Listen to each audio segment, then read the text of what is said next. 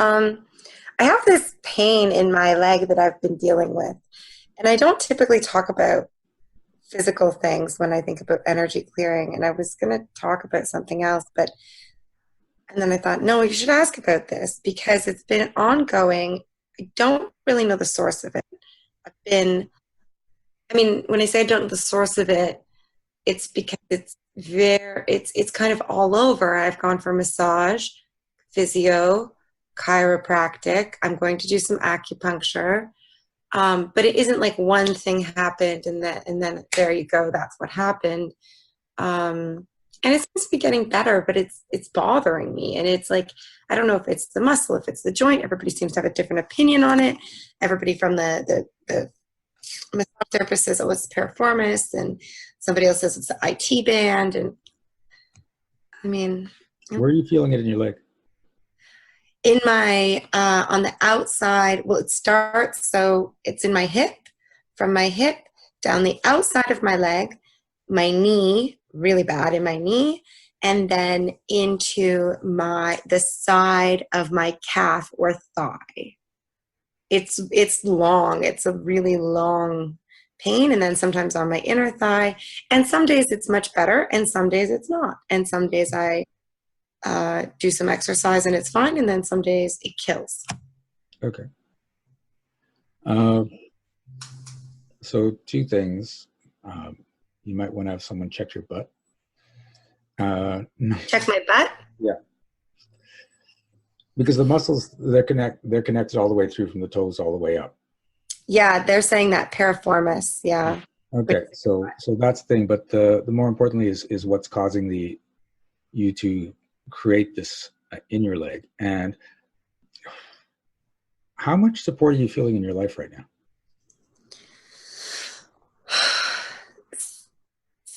Some days a lot, and then other days not a lot. And does the leg act up from time to time, or is it constantly on? Yes, that's what I mean. Sometimes it's better and sometimes it's worse, and that seems strange to me. So just out of curiosity, on days where you don't feel supported, how does your leg feel? I really don't know. I've never made that correlation. You might want to keep track of that. Interesting. Note what's going on in your life when the leg acts up. Right. That makes sense. Bodies react to the situations we're in.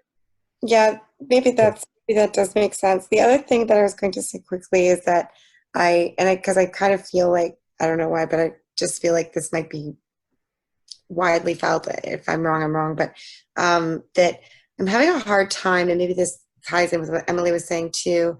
And I didn't know if this is about the leg and the starting, but starting things is a challenge, and then it's taking so long to do things. Yeah. So what I see somebody nodding is Ariana, I think, is not. Yeah, and Ruba. Okay, I feel like this, like a wide feeling, like what's the deal with this? Like it's like stuff you want to do, stuff you kind of need to do, and but like what's the deal? Like it's like taking forever. I'm doing something this morning. I thought it would be done in an hour. It's taking me like 3 hours. So there's a few things that are going on there, and so number one, there's a common belief that it takes a long time to start a business. And so a lot of people buy into that story. And so they make it take a long time to start a business. So Emily's laughing. Yeah, okay. Number two is when you're starting a business, you're worried about failing. So you slow things down to make sure everything's going right. And I feel this is actually where that belief started to come up from. Because people are so afraid of failing that let's make sure every move is correct and test it and then move on and try something else and trying something else. Now, people that are successful at business, especially if they've been successful at multiple businesses, they've built up this muscle. So they're like, let's just do it. If it fails, it fails. And we'll learn from that. We'll do it a different way. And there's just no fear going in, and they just do businesses, and businesses. They can put up businesses overnight and sell them within weeks or months for hundreds of thousands of dollars. Right? I know people that have done this. Right? So, yeah, really? The way you're looking at it, that's not possible. How could you? I know. Like, that sounds amazing. I want to know how to do that. Yeah, and there's the thing. It just comes from building that muscle and learning how to use the resources, knowing that there's all sorts of money out there you can access. Mm. and then going out and accessing. Because even when it's funny, I know a lot of people that know the money's out there and that they can access it, and then they just don't do it. They're like, well, it's a big process to apply for a government grant and do this, and I just didn't want to go through all that work. And then meanwhile, they're like, well, I have no money to run my business. I'm like, you just had access to a $50,000 grant, and you're saying there's no money to run your business because you wouldn't write some documents, right? So there's all these restrictions that people have, right? So first of all, are you willing to step out of the story that it takes a long time to start a business?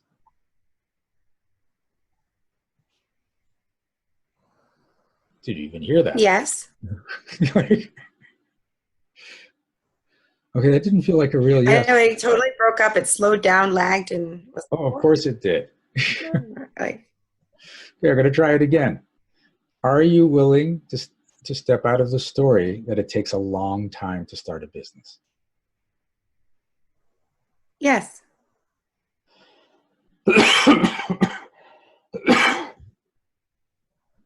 This is going to sound weird, but this is where the energy is that slows you down and keeps you stuck. Are you willing to destroy the belief that you have to do everything you can to keep your business from failing?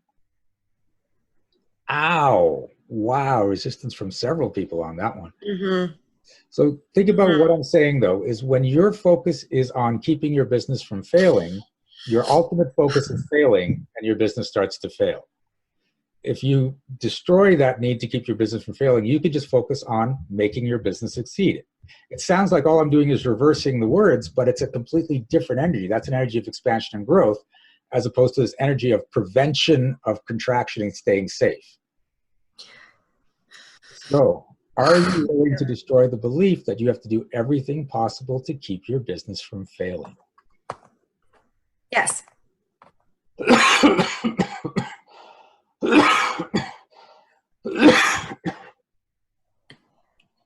It's funny just looking at the people that have their video on, everyone reacting to these things going, oh my God, I've got that same shit too.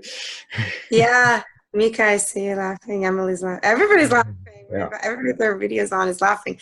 Yeah, I think this is like, you know what's funny is that like when I was speaking for myself, like thinking of my own thing, it wasn't out of business, but it is actually. I just didn't think of it like that, but it kind of is. Yeah, weird. Guess that's one. Mm-hmm. Okay. Okay. Can we move quicker? Can we get going? Can we, Mika? Yeah. Okay. Yeah. Can we? Absolutely move. Like, how do we like, okay, we destroy the belief. We're not going to focus on the failure. Like, can we like get some momentum here, like, or something? Well, the momentum comes from taking the steps that are going to create that growth in your business and not taking the little steps. So most people, when they're starting a business, they think small, they think baby steps, they think, what do I have to do? And people that are really experienced at business, they say, okay, who do I partner with? Where do I get the money? And how do I just make this thing blow up? Right? So, I mean, okay, but maybe, or like, yeah, you're right. Like, cause I'm like, maybe I should get some business cards. Yeah, fuck the business. I'll have some people come over and I'll do some work. Yeah. No, you've got to look at what's your vision? What's your, like, it's not like, what do I do now and how do I get things moving? What is your grand vision of your business? And you start there and then say, now, what do I need to do to create that? So, I mean, we're building a wellness center, and our grand vision is a place where people can come in, spend a day or a week or a month and get complete holistic care, Western medicine and Eastern medicine, all organic foods, like energy work done on them, like whatever is catered to you to make you well. That's what we want to create. And we're like, and that's huge. It's not like, let's start a practice and just have a few practitioners in there. It's like, how do we get to this? And so now when we've got that, now we're like, okay, what are the steps? And we're pulling in a girl that's successfully run a wellness center for 20 years as an advisor. So we have someone that knows what the fuck she's doing on the team. Yeah.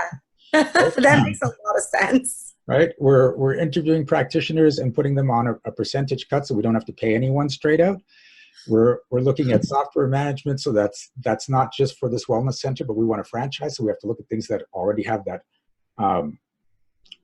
expansion in them, the scalability, and of course we're looking at different ways to start just having money flow into the business, not necessarily through the business, but just into the business, right? So all this stuff is just happening and percolating, and things are moving forward.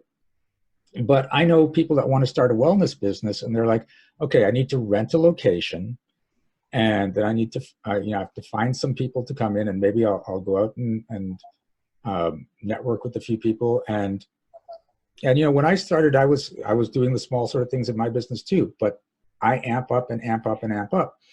And now that I've gotten to a certain point, I don't need to go back to that small thing for a new business. I already learned all that. So now let's just take the big leap.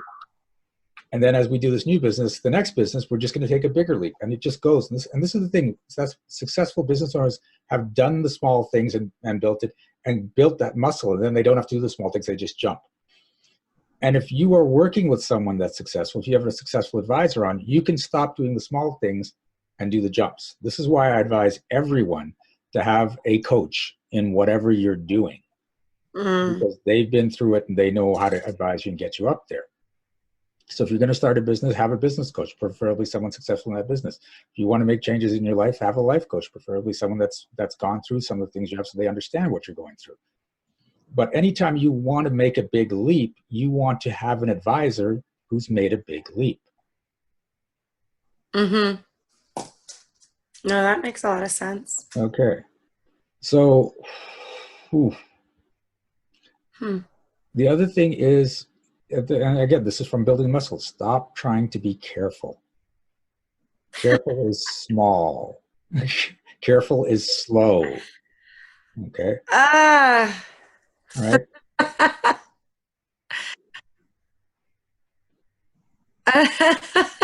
Sorry, I'm laughing because I did this. I had a clearing the other day. I got this message the other day that came to me, and it was like, "This is your life. Like, go wild with it." Like, yeah, this is life. Absolutely. Like, and it was just like, it was not my thought. Like, it was just like, whoa. Okay. Yep. Maybe. Maybe. Okay. Okay. All right. How are you feeling? Good. Expanded. Kind of. My mind's a little bit open. Mm-hmm. Okay. All right. Thanks. Welcome. Hey, this is Shiraz. Thanks for watching this video. If you liked it, please remember to like and subscribe to our channel. And you can check out upcoming events at www.energeticmagic.com. And remember, be well, be aware, and be magical.